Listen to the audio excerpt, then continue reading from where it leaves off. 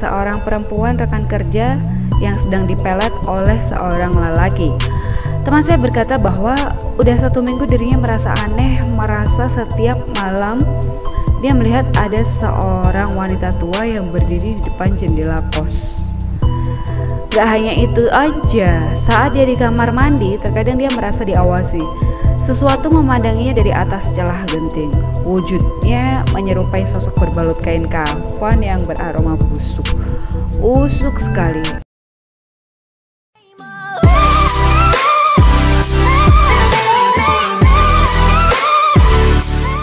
Halo, assalamualaikum warahmatullahi wabarakatuh. Ketemu lagi dengan gue Alia di sini. Kali ini gue bakal menceritakan kisah dari seseorang yang namanya @simplem81378. Jadi di sini dia berkisah kalau dia pernah ngalamin gangguan gaib yang udah keberapa kali.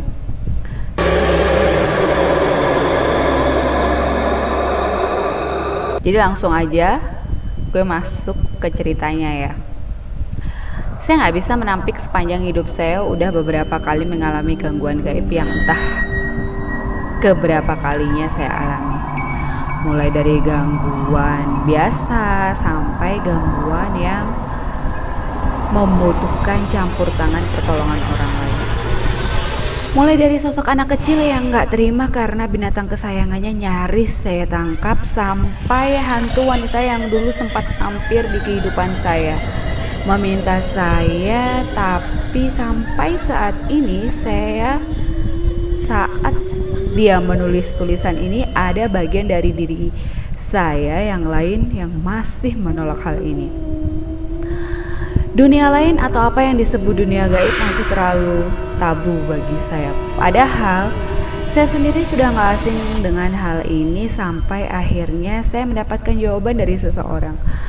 Beliau menyebut apa yang saya alami ini dengan sebutan padur, di mana batas dua dunia dipertanyakan. Bila saya menyelam ke dalam ingatan masa lampau saya jadi mengingat suatu kenangan di mana itu adalah pertama kali saya mulai bersentuhan dengan hal gaib. Iya, saya masih ingat betul saat melihat wanita mengenakan pakaian putih berambut panjang sedang berlutut membelakangi. Ini sedikit menggelitik, tapi cukup membuat orang merinding, terutama bila memikirkan bahwa apa yang saya lihat adalah saat dimana matahari masih di atas kepala. Siang hari loh. Gak hanya itu, saya sedang bersama kawan lain, lebih dari 5 anak. Jadi, apakah hantu benar-benar muncul di waktu malam? Rumah saya berjarak tak jauh dari kuburan. Di depan rumah saya ada lahan luas, lahan milik Burombe. Kalian tahu siapa dia? Dari lahan Burombe bisa melihat langsung ke arah gerbang kuburan. Tepat saya melihat wanita misterius itu. Saya yang pertama melihat lantas berhenti, memandang ke sosok misterius tersebut. Untuk membenarkan apakah yang saya lihat itu benar-benar saya lihat, saya lalu memanggil sepupu saya. Bertanyalah saya kepadanya, "Iku opo?" Sepupu saya juga melotot bingung. Melihat bersama-sama ada keinginan untuk mendekati. Serius, waktu itu saya sudah berjalan perlahan-lahan mendekat, mungkin penasaran. Tapi untungnya saat itu sepupu saya menghentikan. Ia lebih memilih memanggil Simbah, kakek saya yang kebetulan sedang berkebun di samping. Pergilah saya ke kakek bersama sepupu saya. Kami memaksa orang tua yang cukup renta itu untuk ikut melihat ke sosok wanita yang membelakangi kami tepat di area kuburan. Saat kami menunjukkan itu kepada beliau, sosok itu hilang, lenyap, benar-benar gak ada di tempatnya. Aneh. Saya dan sepupu bengong. Kakek ngedumel, marah, bilang kalau kami sedang mengerjainya. Saya bertanya ke sepupu untuk membenarkan apakah penglihatan saya menipu. Sepupu saya hanya menjawab apa yang saya lihat juga dia lihat. Tapi bagaimana sosok misterius itu bisa menghilang? Entahlah. Sampai sekarang tiap saya ingat hal itu antara geli dan gak habis pikir. Lalu semakin dewasa saya masih mencoba berpikir secara rasional meski pengalaman saya dengan dunia seperti itu semakin banyak. Disinilah saya bertemu dengan Bono, seseorang yang akan saya ceritakan hari ini. Pertama kali saya kenal dengan Bono karena teman saya, seorang perempuan rekan kerja yang sedang dipelet oleh seorang lelaki. Teman saya berkata bahwa udah 1 minggu dirinya merasa aneh, merasa setiap malam dia melihat ada seorang wanita tua yang berdiri di depan jendela kos. Gak hanya itu aja, saat dia di kamar mandi, terkadang dia merasa diawasi. Sesuatu memandanginya dari atas celah genting. Wujudnya menyerupai sosok berbalut kain kafan yang beraroma busuk. Usuk sekali, namun setiap dia di samping lagi sebut saja Doni, dia merasa aman. Teman saya hanya berkata, antarkan saya ke sini. Saat itu waktu menunjukkan hampir tengah malam. Saya merasa aneh, gak biasanya anak itu seperti ini. Karena kasihan, akhirnya pergilah saya menjemput dia dan saat sampai di depan kos miliknya, saya melihat dia menangis. Setelah itu, dia meminta saya agar segera pergi tanpa memperhatikan apa yang ada di dalam kamarnya. Saya menurut aja. Saat motor mulai melaju iseng, saya melihat ke belakang di mana pintu kos gak ditutup. Di sana saya melihat seseorang berdiri. Itu adalah dia. Wujudnya sama persis, tapi teman saya yang duduk di belakang langsung mengatakan, gak usah didelok, cepetan. Selama perjalanan saya gak bicara sama dia. Badan saya sebenarnya merinding, bingung yang saya bonceng ini sebenarnya siapa. Aduh guys, rasanya gue merinding juga nih. Setelah menempuh kurang lebih 2 jam perjalanan, sampailah dia di sebuah rumah yang sederhana. Rumah biasa 2 lantai. Dan teman saya lalu turun, mengetuk pintu, memanggil nama Om. Saya cuma melihat, mencoba mencerna di mana ini sebenarnya. Keluarlah laki berkumis tebal paruh baya.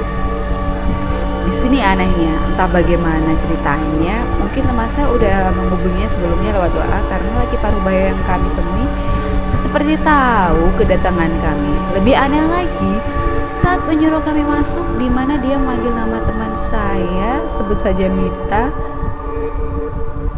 juga nama saya. Lalu orangnya seperti bapak-bapak pada umumnya. Gak ada istimewanya dari dirinya. Saya hanya diam mendengarkan, sedangkan Mita mulai menceritakan apa yang terjadi kepadanya. Saat itu dia mulai melakukan gerakan-gerakan seperti di TV yang saya lihat waktu itu, dan saya hanya bisa tertawa. Mungkin saya gak sopan, tapi saya sudah gak tahan untuk gak ketawa. Maksud saya, bahkan sampai saat ini setiap melihat beliau membantu orang, termasuk membantu saya dengan gerakan-gerakannya, saya selalu gak bisa menahan tawa dibuatnya karena absurd. Tapi si bapak gak marah, beliau tetap melakukan yang entah apa itu. Lalu dia mulai mengatakan kalau di sekitar tempat kosnya ada yang menanam kain kafan diisi segenggam tanah kuburan, di mana dalamnya diisi rambut Mita. Hal ini membuat lelembut mengerumuni tempat tinggalnya. Saat malam hari, sosok wanita tua akan memendekkan rambutnya, membelai seperti dirinya sendiri. Namun yang sebenarnya makhluk ini lakukan adalah menyakiti Mita perlahan-lahan, menanam penyakit yang saat ini mulai menyerang tubuhnya. Saya mendengar hal ini mulai serius. Bapak ini akhirnya setuju membantu Mita, tapi Mita harus membawa bapak ini ke tempat kos. Disinilah saya mulai percaya bahwa bapak ini bukan orang biasa, benar-benar di luar nalar. Tapi cerita Mita ini akan saya ceritakan lain kali karena ceritanya cukup panjang. Malam ini saya hanya ingin menceritakan padur tentang bapak yang saya panggil dengan Pak Bono ini dan apa saja yang saya dapat dari kisah beliau sampai di titik ini. Lanjut dengan cerita Pak Bowo ini, malam itu saya dihubungi oleh beliau, Pak Bono, di mana beliau meminta tolong saya untuk menemani menolong seorang nenek yang belum bisa mati dan menurut keluarganya hal ini nggak wajar. Saya mendengarkan beralasan kalau sedang berada di luar kota. Tiba-tiba Pak Bono mengatakan, "Ya wis, teh ngono. Tip salam ae yo kanggo ibu sing masarawon." Kaget, bagaimana orang ini bisa tahu. Akhirnya saya mengatakan kalau saya mau menemani beliau. Malam hari selepas Isya, Pak Bono datang menjemput saya dengan mobil. Beliau sempat bertemu walaupun sebentar. Di sini hal yang paling saya hindari. Pak Bono melihat sekilas dan langsung tahu di mana saja penghuni di rumah saya tinggal. Ya, rumah saya juga cukup menyeramkan sebenarnya. Kita berangkat saat waktu menunjukkan pukul tengah malam. Di rumah kawan saya, Pak Bono langsung duduk bertanya perihal nenek yang diceritakan. Di sini saya menjadi mengerti, orang seperti Pak Bono mencari tahu informasi hanya butuh namanya aja. Lalu, dia tahu semuanya. Semua, bahkan saat si nenek masih muda. Mulai dari sifatnya yang nakal, sampai masa saat dia pernah menikah lebih dari 5 kali. Di sini saya benar-benar kagum, tapi juga ngeri. Bahkan dia tahu makhluk apa aja saat ini yang ada di samping si nenek.